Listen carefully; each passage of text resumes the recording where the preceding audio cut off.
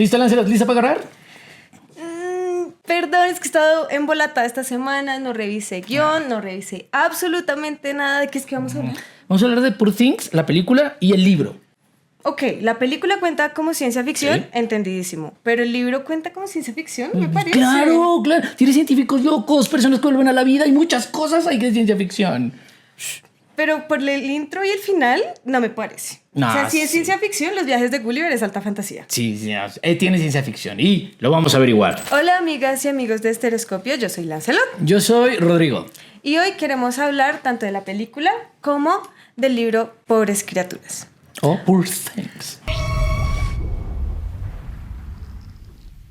Es una película de producción internacional, es irlandesa, británica, estadounidense, estrenada en el 2023. Fue dirigida y coproducida por Yorgos Lanthimos y el guion lo hizo Tony McNamara y está basada en la novela homónima de Lester Gray, publicada en 1992. Generó mucho revuelo ese año por ser la primera producción del director Yorgos Lanthimos desde The Favourite, con su casting que ahorita es Emma Stone, Mark Ruffalo, Willem Dafoe y Rami Youssef, y por su estilo de grabación.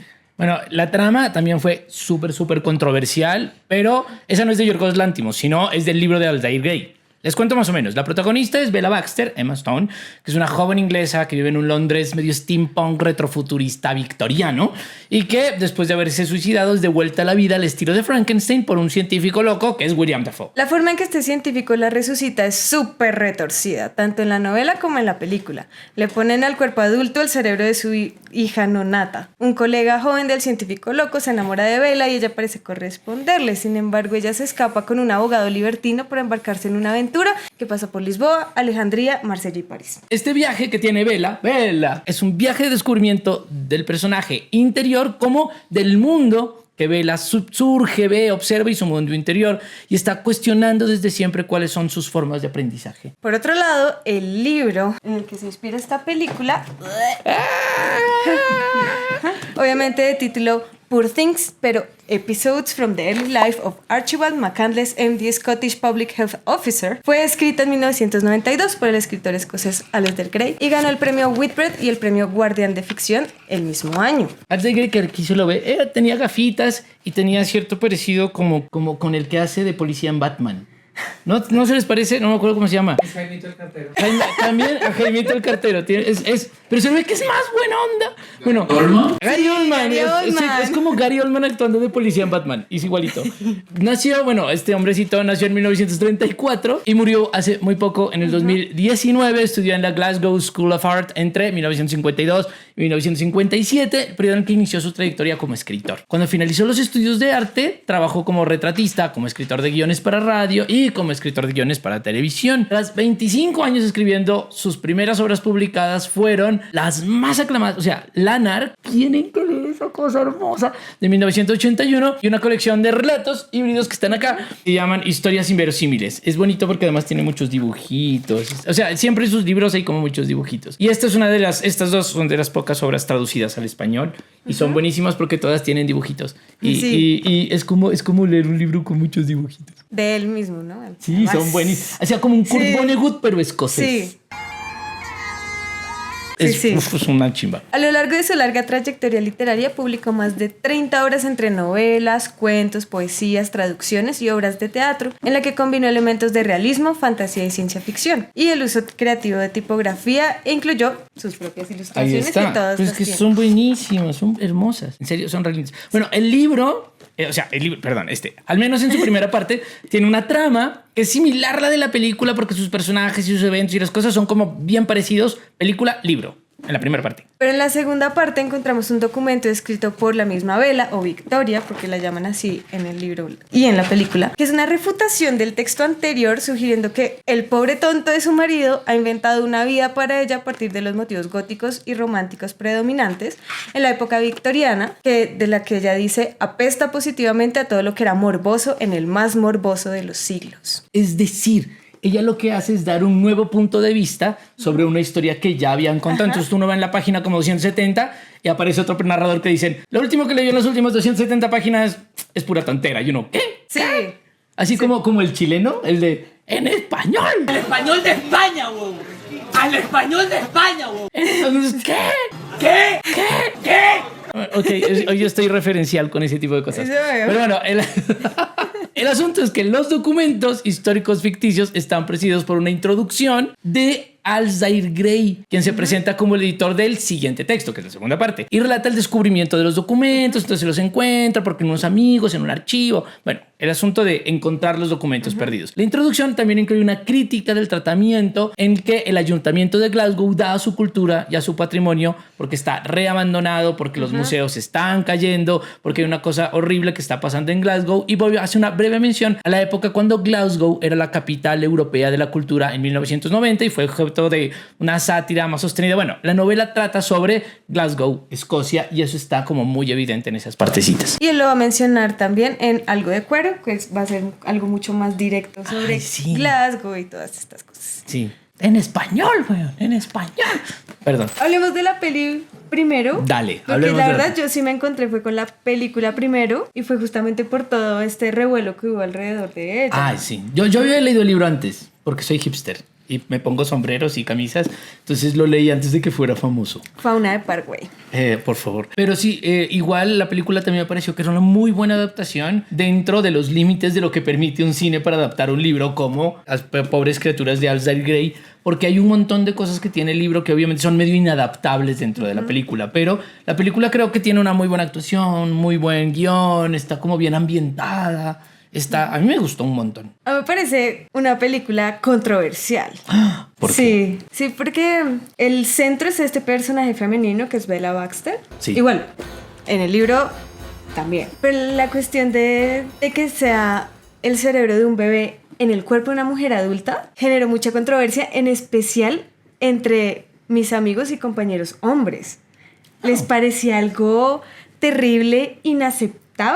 O sea, no sé en qué momento el público en el cine al que fuiste se salía de la película. Sí, hay que ir a terapia. Igual, pero el asunto es, habría que preguntarse por qué eso les parece un motivo para salirse de cine. Pero, porque igual sí es eso, pero de todas formas el hecho de cómo se va construyendo esta personalidad de Bella Baxter a partir del cerebro del niño, del bebé que está haciendo, y cómo se tiene una especie de desarrollo rápido y una especie de desarrollo como inusual, también está apuntando ciertas cosas sobre la construcción de la personalidad individual a partir de lo que constriñe la sociedad también, ¿no? Yo creo que por eso no es gratuito que el personaje esté en esta época victoriana, que es la época corsé por definición, ¿no? La época de las mujeres tienen que ser así, tienen que ser la protagonista de Drácula, que tiene que ser así, tiene que ser pura, tiene que ser no sé qué, tiene que estar súper enamorada, santa. Es la construcción de la mujer tipo Jane Austen, digámoslo así también, ¿no? Pero Jane Austen se sale para el otro lado porque crea estas mujeres que son mujeres rebeldes, pero la mujer que debería ser esa mujer rebelde de Jane Austen es esa mujer idealizada de manera victoriana. Correcto, porque igual es rebelde incluso dentro del miriñaque victoriano. ¿Sí?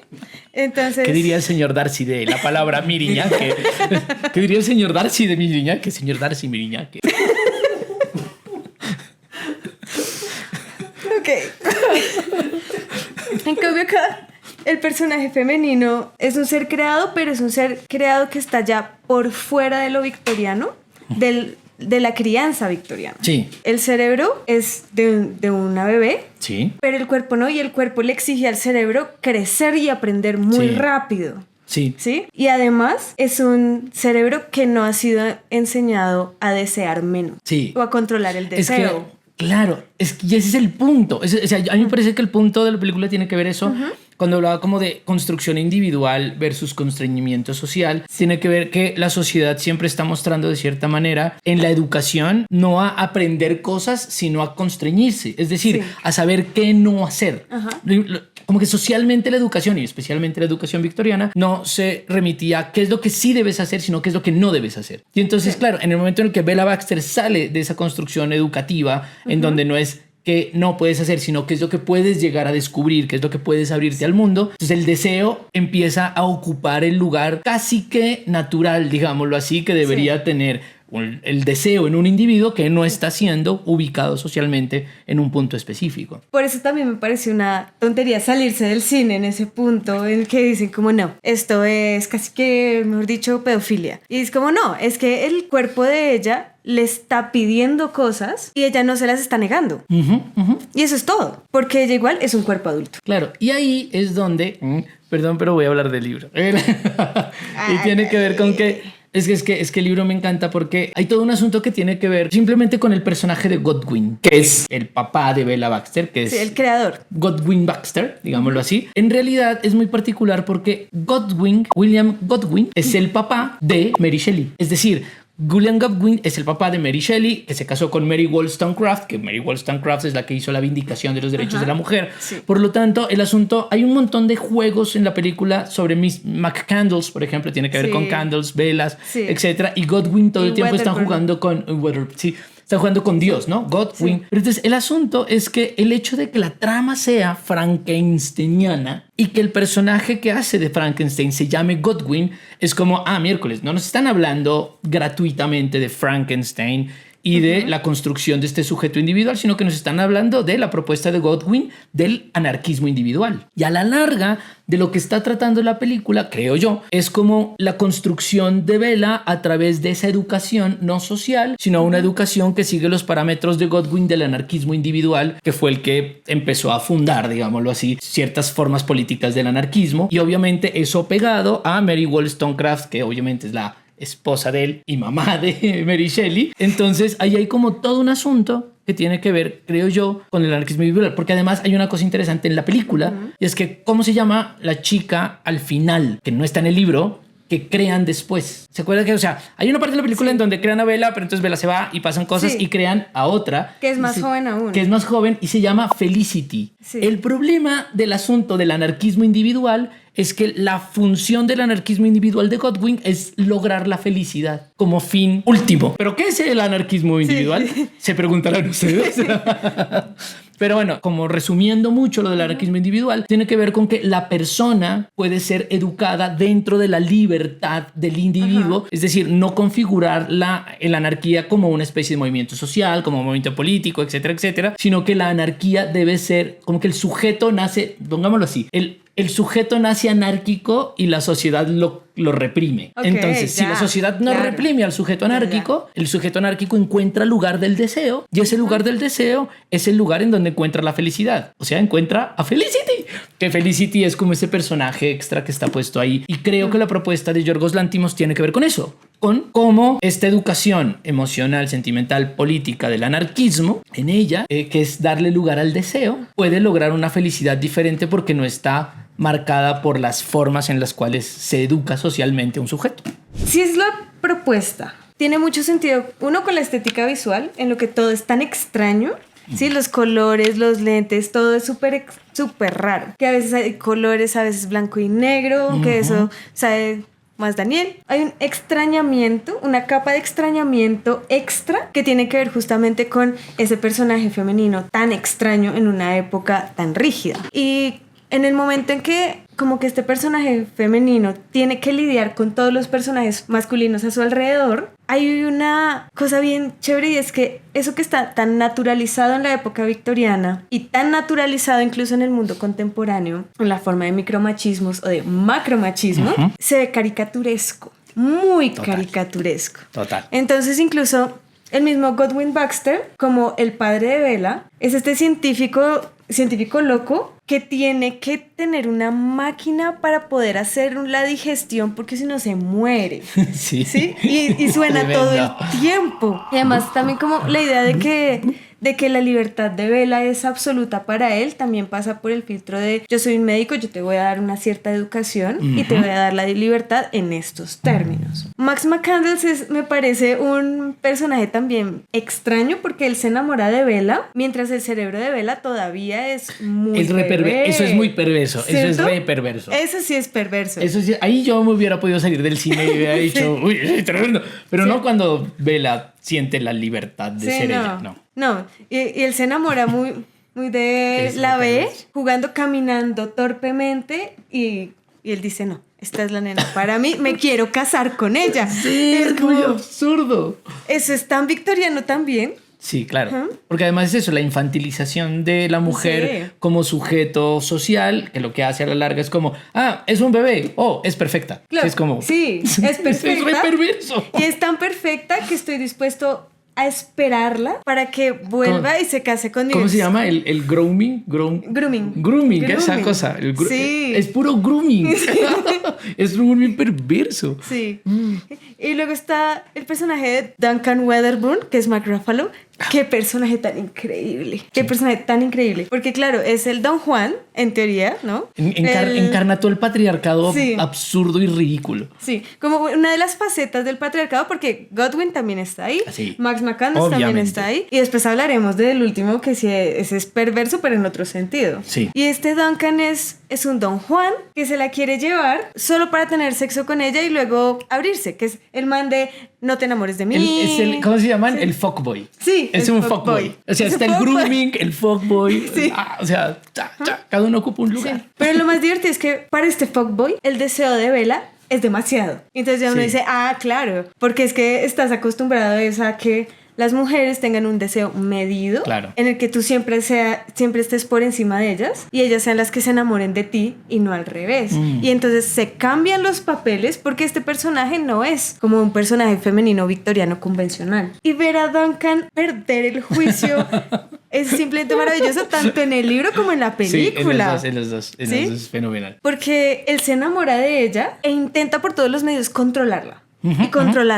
Y controlarla, ¿sí? En términos del dinero, por ejemplo, que es importante, ¿sí? En términos emocionales, en términos sexuales, y no puede, porque ella ha entendido su libertad y la libertad es del deseo, como decías tú. ¡Baila el anarquismo! Y ya ahí no hay nada que hacer. Total. Y también tiene una libertad suprema, que es muy a lo Virginia Woolf, y es la libertad de la mente. Es algo que él no puede encadenar por más que quiera. Hay otro personaje también un poco ahí medio metido, que es el filósofo, que lo conoce en el barco. Que es un filósofo medio nihilista. Sí, y entonces ella dice, no, o sea, listo, tú me muestras la pobreza, tú me muestras la desgracia de los demás, pero yo no puedo permanecer indiferente y yo no puedo aceptarlo simplemente como una realidad que me es dada, sino que yo necesito tener también una voluntad de actuar y de ejecutar. Entonces es una cosa muy pequeñita, es precioso, pero es genial. Es precioso. En el libro hay hay un diálogo muy particular cuando aparece este personaje que es el filósofo, que son muchas páginas en donde hay básicamente dentro del libro un pequeño tratado filosófico sobre las formas en las que el existencialismo, el nihilismo y el anarquismo, que de cierta manera está como encarnando Bella, empiezan a dialogar y a presentar cuál es su acción efectiva sobre el mundo.